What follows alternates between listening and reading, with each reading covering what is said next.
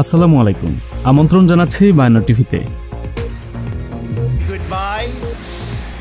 ফেব্রুয়ারিতে বিচার শুরু হচ্ছে ট্রাম্পের, এখানেও রেকর্ড। ইরাকে মার্কিন সেনাবহরে ৫ দফা হামলা, অন্যদিকে সিরিয়ায় মার্কিন সামরিক বহরে বোমা হামলায় বেশ কয়েকজন নিহত। ইরানের সাথে বন্ধুত্বপূর্ণ সম্পর্ক স্থাপনে সৌদি আরব প্রস্তুত।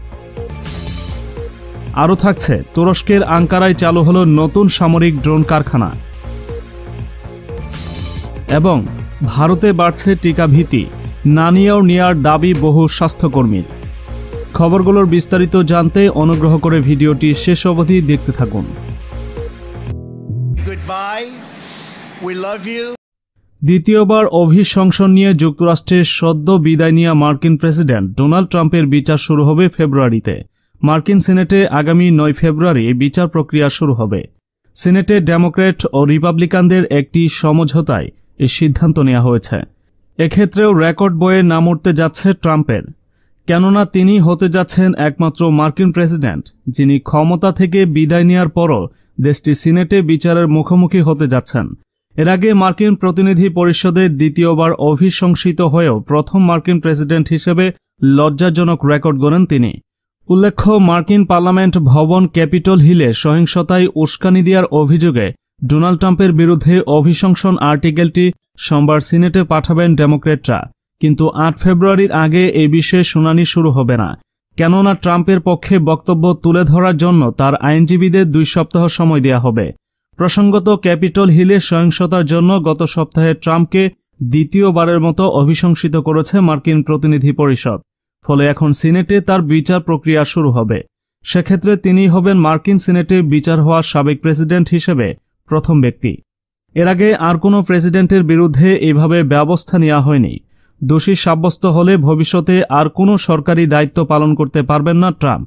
তার বিরুদ্ধে দ্বিতীয়বারের এই বিচার কার্যক্রম শুরু হচ্ছে ঠিক প্রায় ১ বছর পরে, যখন সিনেট তার বিরুদ্ধে ক্ষমতার অপব্যবহার আর কংগ্রেসের কাজে বাধা দেওয়ার মতো অভিযোগ থেকে অব্যাহতি দিয়েছিল। জো বাইডেন এবং তার ছেলের বিরুদ্ধে তদন্ত শুরু করার জন্য ইউক্রেনের উপর চাপ দেওয়ার অভিযোগ ওঠায় সেবার তাকে অভিশংসিত করেছিল মার্কিন প্রতিনিধি পরিষদ।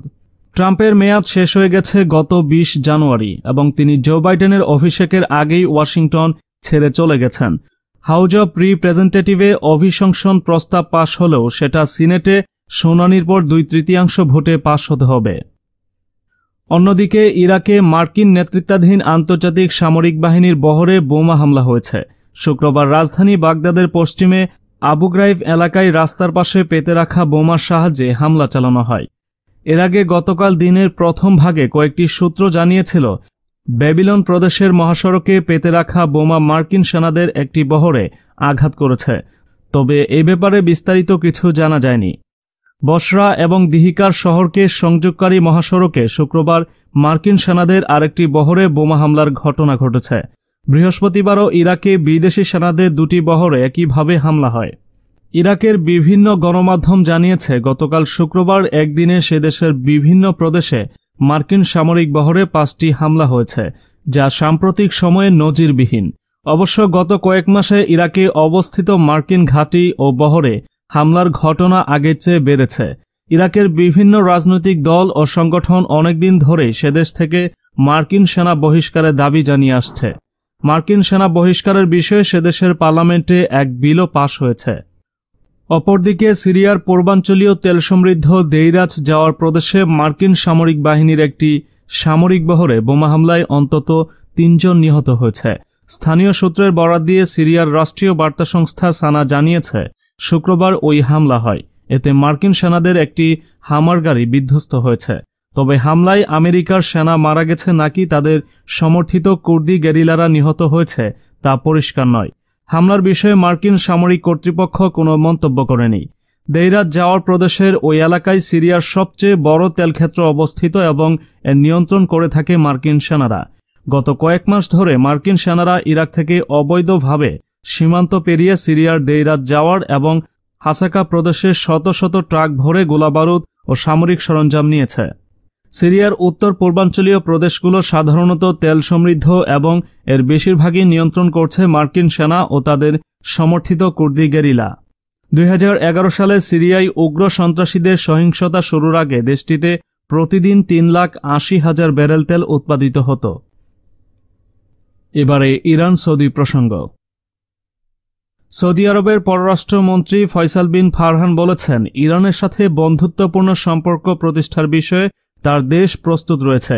তিনি দাবি করেন, সৌদি আরব বন্ধুত্বপূর্ণ সম্পর্ক চাইলেও ইরান উত্তেজনা কমানোর ব্যাপারে প্রতিশ্রুতিবদ্ধ নয়। সৌদির রাষ্ট্রীয় টেলিভিশন চ্যানেল আল আরাবিয়াকে দেয়া সাক্ষাৎকারে সৌদি পররাষ্ট্রমন্ত্রী দাবি করেন, রিয়াদের সাথে আলোচনায় তেহরান মোটেই আন্তরিক নয়। ইরানের সাথে শান্তি প্রতিষ্ঠায় আমাদের হাত প্রসারিত, কিন্তু ইরান কোনো চুক্তিতে পৌঁছাতে প্রতিশ্রুতিবদ্ধ নয়। কাতারের পররাষ্ট্রমন্ত্রী ইরানের সাথে আলোচনায় বসতে পারস্য উপসাগরীয় সহযোগিতা পরিষদভুক্ত আরব দেশগুলোর প্রতি আহ্বান জানানোর পর ইরান তার ওই প্রস্তাবকে স্বাগত জানায়। এর দুদিন পর সৌদি আরবের পক্ষ থেকে ওই বক্তব্য এলো। 2016 সালে সৌদি আরবের শিয়া সম্প্রদায়ের প্রখ্যাত ধর্মীয় নেতা আয়াতুল্লাহ শেখ নিমরের মৃত্যুদণ্ডের পর বিক্ষুব্ধ জনতা তেহরানে সৌদি দূতাবাসে হামলা চালানোর পর রিয়াদ ইরানের সাথে সম্পর্ক ছিন্ন করে। সেই থেকে দেশটি ইরানের সাথে শত্রুতাপূর্ণ নীতি অনুসরণ করে আসছে এবং আমেরিকার সাবেক প্রেসিডেন্ট ডোনাল্ড ট্রাম্পকে তেহরানের বিরুদ্ধে সর্বোচ্চ চাপ প্রয়োগের কৌশল বাস্তবায়নে সহযোগিতা করেছে। সৌদি পররাষ্ট্রমন্ত্রী ইরানের আন্তরিকতা নিয়ে প্রশ্ন তুললেও ইরান বহু উপলক্ষে আরব দেশগুলোর সাথে সরাসরি আলোচনায় বসার ব্যাপারে তার প্রস্তুতির কথা ঘোষণা করেছে। সৌদি পররাষ্ট্রমন্ত্রী তার সাক্ষাৎকারে পরমাণু সমঝোতা সম্পর্কে বলেছেন, এটি দুর্বল একটি চুক্তি, কারণ এতে মধ্যপ্রাচ্যের কোনো দেশের অংশগ্রহণ নেই। এবারে তুরস্ক প্রসঙ্গ। তুরস্কের রাজধানী আঙ্কারায় মনুষ্যবিহীন আকাশযান ড্রোন তৈরিকারী এক তুর্কি কোম্পানি নতুন কারখানা চালু করেছে। শুক্রবার এই কারখানা উৎপাদন কাজ শুরু হয়েছে। তুর্কি বিমান কোম্পানি লাপিস হাভাজিলিক 2015 সাল থেকে বিভিন্ন মডেলের ড্রোন তৈরি করে আসছে। আঙ্কারায় কোম্পানিটি 3,500 বর্গমিটারের নতুন কারখানায় সামরিক ও বেসামরিক উভয় ধরনের ড্রোন তৈরি করা হবে। একটানা 5 ঘন্টা উড়তে সক্ষম উন্নততর ড্রোন VTLA কোম্পানির নকশা করা। এছাড়া রয়েছে 1 ঘন্টায় 10 কিলোমিটার পথ উড়তে সক্ষম LAP-60। সামরিক ক্ষেত্রে ছাড়াও এই ড্রোন কৃষি, উদ্ধার অভিযান, যোগাযোগ ও মালামাল পরিবহনে ব্যবহার করা যাবে। তুরস্ক ড্রোন শিল্পে বিশ্বজুড়ে পরিচিতি অর্জন করেছে। এই শিল্পে দেশটির বাইকার ও TI কোম্পানির আন্তর্জাতিক স্বীকৃতি লাভ করেছে। প্রতিরক্ষা ও বিমান খাতে গত বছর তুরস্ক $3 বিলিয়ন রপ্তানি করেছে। সবশেষ ভারতের করোনা টিকা প্রসঙ্গ। ভারতে করোনা টিকা নেয়ার ভীতি ক্রমেই বাড়ছে। ভ্যাকসিন নেয়ার পরে কয়েকজনের মৃত্যুর অভিযোগে আতঙ্ক ছড়িয়েছে বলে জানা গেছে। যদিও এখনও পর্যন্ত কোনো ক্ষেত্রেই ভ্যাকসিনকে মৃত্যুর কারণ হিসেবে মেনে নেয়নি প্রশাসন, তবুও আতঙ্ক যে ক্রমে বাড়ছে তার প্রমাণ মিলেছে। বেঙ্গালুরুতে অন্তত 20 জন স্বাস্থ্যকর্মীকে চিহ্নিত করা গেছে, যারা ভ্যাকসিন না নিয়েও তা নেয়ার ভুয়া দাবি করেছেন বলে অভিযোগ উঠেছে। এক সর্বভারতীয় সংবাদ মাধ্যমের দাবি অনুযায়ী প্রথম দিন থেকেই দৈনিক টার্গেট পূরণ করতে পারেনি বেঙ্গালুরু। যেদিন টিকাকরণ শুরু হয় সেদিনই লক্ষ্যমাত্রা 475-এর জায়গায় মাত্র 350-এ থেমে যায় টিকাকরণ। পরবর্তী দিনগুলোতে আরও কমে যায় দৈনিক টিকাকরণের সংখ্যা। এর পেছনে দুটি কারণ দেখা যাচ্ছে। একটি ভ্যাকসিন নিয়ে আতঙ্ক, অন্যটি হল কোউইন অ্যাপের প্রযুক্তিগত জটিলতা। বৃহৎ বেঙ্গালুরু মহানগর পালিকা তথা BBMPর এক কর্মকর্তার ভাষ্য, এক মেডিকেল অফিসার বলেছেন তিনি ভ্যাকসিনকে বিশ্বাস করেন না এবং নিতেও চান না। তিনি এক নার্সকে বলেছেন তার হাতে তুলো লাগিয়ে দিতে, যাতে তিনি ভান করতে পারেন যে তার ভ্যাকসিন নেওয়া হয়ে গেছে। এর ফলে কতজন টিকা নিলেন সেই হিসাবেও গোলমাল হয়ে যেতে পারে বলে আশঙ্কা করা হচ্ছে। এই ধরনের প্রবণতা যে বিপজ্জনক তা স্বীকার করেছেন BBMPর এক কর্মী। তার মতে, যদি কোনো স্বাস্থ্যকর্মী ভ্যাকসিন নেওয়ার ভান করেন তার নাম তালিকায় আংশিকভাবে থাকবে। যদি তিনি দ্বিতীয় ডোজটি সত্যিই নেন তাহলেও তা কার্যকর হবে না, ক্ষতি হবে তাদেরই। যদিও এখনও পর্যন্ত কর্ণাটকে ভ্যাকসিন নেওয়ার পরে কারো মৃত্যুর ঘটনা ঘটেনি, তবুও দেশের বাকি অংশ থেকে যে খবর মিলছে তাতেই আশঙ্কা ছড়িয়েছে এই রাজ্যেও।